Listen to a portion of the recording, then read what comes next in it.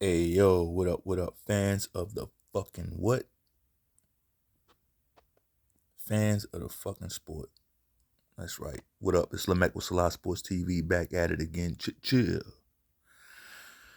Well, speaking of sports, why don't we have a discussion about that, especially in regards to boxing, even though this could really, unfortunately, this conversation can carry way outside of the lines of boxing, right?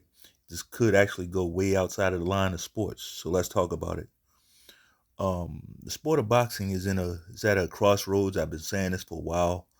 Um, Due to actions of these faces of the sport, the faces of boxing that y'all feel the need. You gotta have a face of boxing, right? But one thing I noticed is you only need a face of boxing when it's a certain guy, right? Before Canelo was the face of boxing. Who was the face of boxing? Was it Floyd? Okay, let's say it was Floyd. Here's the thing. None of you cocksuckers were calling him the face of boxing back then. Right? And I'm not no huge Floyd Mayweather fan. As a fighter, when he was fighting, I was a kind of a fan of him, of him, just his level of professionalism, excellence. Like, he went out there and did what he had to do to win fights, right? Do I think he was the best ever? No, not by a long shot, right? But we can't ask these guys to travel back in time and fight Sugar Ray Leonard and Hagler and all these guys. We got to go off of what they are doing right now, who they're fighting right now, right? You fight who's in front of you. So to make this long story short, like, um, yeah, it's weird how they come up with these titles selectively. Even when Anthony Joshua was on top of the heavyweight division and he was chasing all the belts and he was garnering the most money, paying his opponents the most money, he was obviously making the most money in boxing. Nobody called him the face of boxing. Nobody called him the face of boxing, right? But the day Anthony Joshua lost to Andy Ruiz, Canelo just became the face of boxing. I mean, I'm talking about like overwhelming, overwhelming face of boxing with a mandate, to do whatever Canelo can do whatever he wants. And all it took was for AJ to lose. This is why this is a small part of the reason why boxing is at such a crossroads. So let's talk about it. Like, if you look at this thumbnail, you'll see one side of the picture is a lot more colorful than the other. One side of the picture is a lot more colorful because why? Them guys have a lot of belts. Every belt is like a different color. So it adds a pop. It gives a pop to that left side of the it pops with color on the left side of the photo. On the right side, all you got is motherfuckers running their mouth, right? Why is that? It's because they're not chasing down the belts. These guys ain't chasing the belts, and a lot of you, especially you Canelo cocksuckers, you're gonna say, "Well, Canelo's undisputed at 168." Yeah, he is. He is undisputed at 160. He made sure when those stars aligned, and he had Callum Smith, Billy Joe Saunders, and Caleb Plant lined up, and that was his only opposition to getting those belts. Of course, he went up there and cleaned those guys out. Of course, of course, right? But what's he done since then? What did he do before that? Hand picking, selecting opponents, handicapping opponents with rehydration clauses and all this other bullshit, right? That's what he's been doing. Even still, he's handpicking all these guys, all these fighters, and can't knock none of them out. He's picking guys that match up with his style. Let's look at his last fight, Jaime Munguia. Now look, I'm not gonna bash Canelo just to be bashing him. There's a time when Canelo would have got Jaime Munguia the fuck out of there. There's a time when Canelo's counterpunching was the best in the business. the best in the business. He ain't that guy no more. Canelo of today just wants to line up in front of you, walk you down, and I don't know what he thinks. I guess he thinks he's some sort of puncher now, but he's not. He might have been a puncher at welterweight, at 154 maybe, but like up here, he is not a puncher. He's not a puncher. It don't matter how much of that Mexican beef he's eating. Doesn't matter. He ain't getting these guys out of there. Even when Jamel Charlo stepped up, went up 2 weight classes. And yeah, he went up there and ran around, but he couldn't get him out of there. You couldn't get that guy out of there. Right? I'm bringing up all of this shit to say, like, we got to bring the focus back to the sport. Is this thing going to be a sport? Are we into boxing to see who's the best, who's going to win, or are we into boxing to only root for our favorite fighter? Because that shit is corny, bro. I got to tell you. Like, if you're watching boxing just to root for your favorite fighter, you're not a fan of the sport. Which is fine. You don't have to be. But it's just, it doesn't help the sport when it's so many of these voices. So many of these voices who are just man fans. Flooding the airwaves, so to speak. I'll say it that way. We got more man fans on YouTube, more man fans on social media than we have actually fans of the sport. That's a problem. That's a fucking problem. Right? I have an issue with guys complaining all day, every day, about fighters running their mouth, talking shit, but not really backing it up, not fighting nobody, right? Not fighting nobody, not facing challenges. But then when you got guys who are doing it, like this side over here, they get nitpicked. They get taken apart. Oh, he's boring. He's this. He's that. Like, you can't have it all, folks. There's no such thing as perfect. There's no such thing as perfect. I remember when people were calling Bivol boring, right? And a lot of people probably still think he's boring. But what's important? What's important to him is winning the fight. See, a lot of y'all got caught up in this LeBron James type of mindset where it's about stats, or it's not so much in boxing. In boxing, the stats are pay-per-view numbers and finances and shit like that, right? That's the stats in boxing. And a lot of y'all get caught up in all that side hustle bullshit. But if you're a fan of the sport, follow the sport. Follow the sport. It should be no reason why guys over here are being hated. Like Devin Haney, you would have thought he was caught cheating.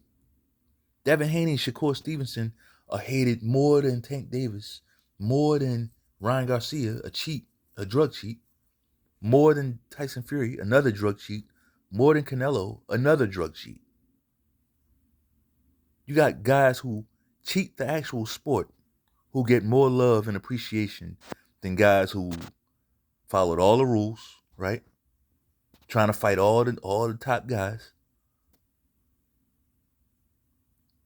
That's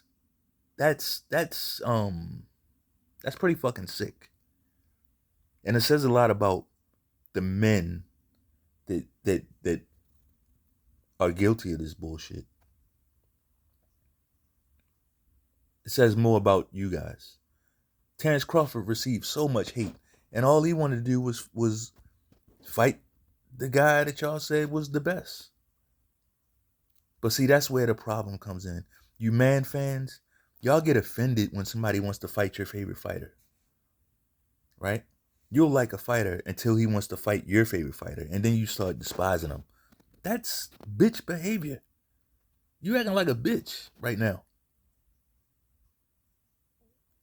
I seen so many guys that had respect for David Benavidez. So many guys that had respect for Demetrius Andrade, right?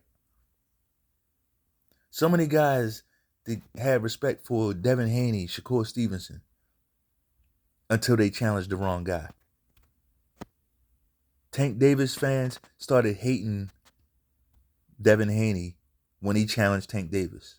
If he doesn't challenge Tank Davis, then he don't get the hate. But I thought that's what the fighters were supposed to do. I thought it was best fight the best.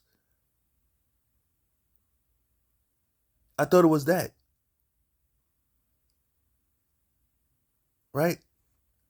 Canelo fans, they start hating David Benavidez. Why?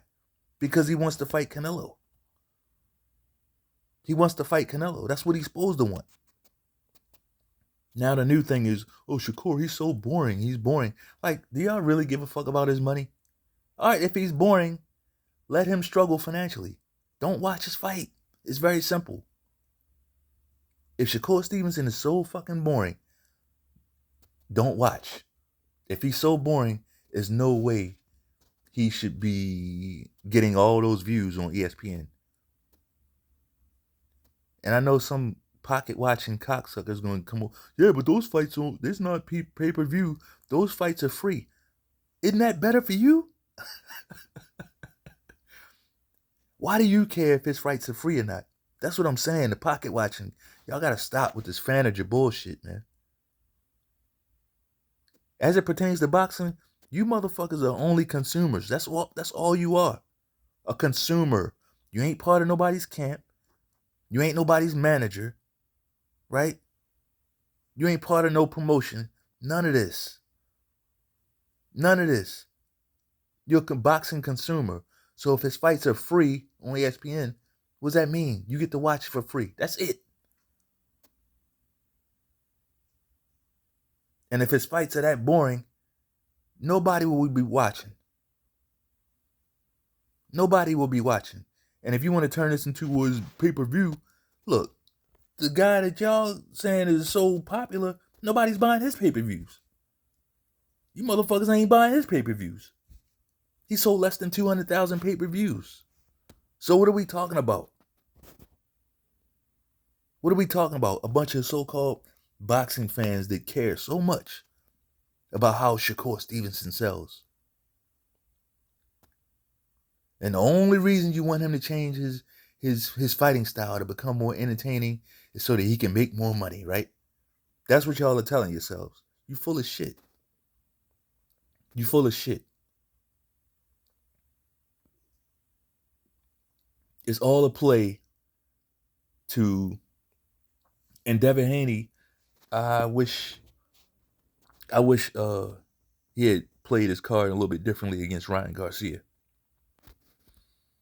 because this emboldens the wrong people to think that they can try this tactic again. What tactic is that?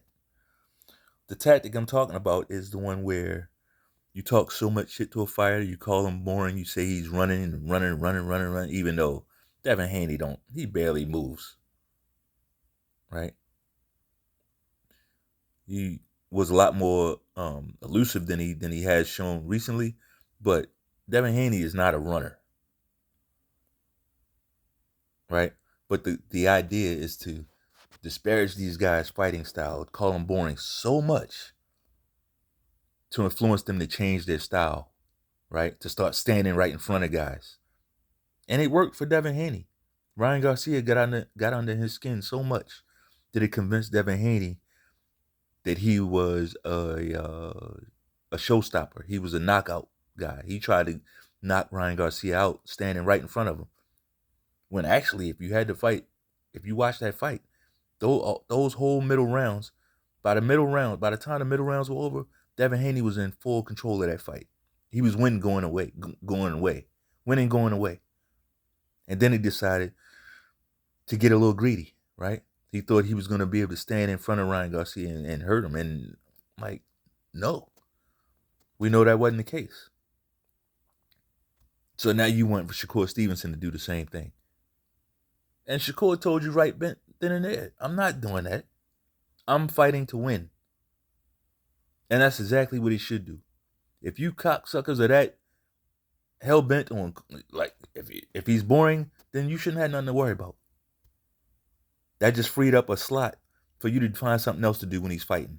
So if he's boring, let's you shouldn't have no more breakdowns. Don't cover him. It's that simple. It's that simple. On the opposite end of the spectrum, Naoya Inoue. I have no idea why he's getting the hate that he gets. Why are these guys getting hated? Why are so many people against Naoya Inoue? Talking about he needs to fight Tank Davis. Are you fucking kidding me? So the one time you want Tank Davis to fight another champion, a highly decorated champion, you want that guy to come from 2, 3, 4 weight divisions down to come up all the way up there to fight Tank. Who is Tank going up to? Who is he going up 3, 4 divisions to fight? Who is he ever? When does Tank Davis go into a fight as an underdog? When does he challenge himself? When does Canelo challenge himself? And I know a lot of you guys are saying, well, why is Boots Ennis on the entertainment side? Boots Ennis is he's a interesting story. The reason why Boots is on that entertainment side, because Boots is a fucking duck. That's all. Me calling Boots a duck is not saying that Boots can't fight. It's not saying that Boots can't box. Look, Boots passes the eye test with flying colors. But that's the eye test. He passed the eye test. Sure, he passed the eye test. But the eye test, the eye test can be deceiving. Because the eye test is basically saying, yeah, this guy, he looks good, right? But then, pause. But then you got to say, who is he fighting? The Harlem Globetrotters, they always going to look good. Why? Because they ain't playing against nobody. The other team was there to lose. So, yeah, Boots, he has had it. He's had three opportunities to face the guy that he keeps calling out. Him and his dad keep Terrence Crawford's name in their mouth. They keep calling this guy's name, but every time somebody circle the block to ask him, "Hey, what's up? You want that? You want the smoke?" It's always they got something else to do, and then they turn right around and say his name again. That's like the worst type of clout chaser. So yeah, Boots' feet are firmly planted on the entertainment side of the bullshit. Absolutely. Absolutely. Even recently, after Boots' most recent fight, he's kept talking about Terrence Crawford. So Turkey Al Sheik, see, now Crawford got the backing, right? So now these fights can actually happen. If you want the fight, it can actually happen, as opposed to you just running your fucking mouth. So Mr. Turkey Al Sheik reaches out to him and asks him, "Hey, what's up? You want that? You want that work?" And he goes right back into, "No, I'm gonna get all the belts." All right, if you're gonna get all the belts first, shut the fuck up about Terrence Crawford. You don't want to fight him. Talk about the belts. Talk about who you want to fight for the belts. Because this is money now. Like Turkey Al Sheik, he can make that fight happen. And a lot of us want to see that fight. I wouldn't mind seeing Terrence Crawford get you in the ring, especially at 154. I would love to see that fight. I would love to see it. What I don't love to see is people running their mouth constantly with no intentions on fighting. Right? So, fans of the sport, like, which, drop it in the comments. Which of these sides is better for boxing? I get it. One side is going to raise more awareness, right? It's going to bring more casuals to the sport. The other side is going to be an extremely healthy sport, right?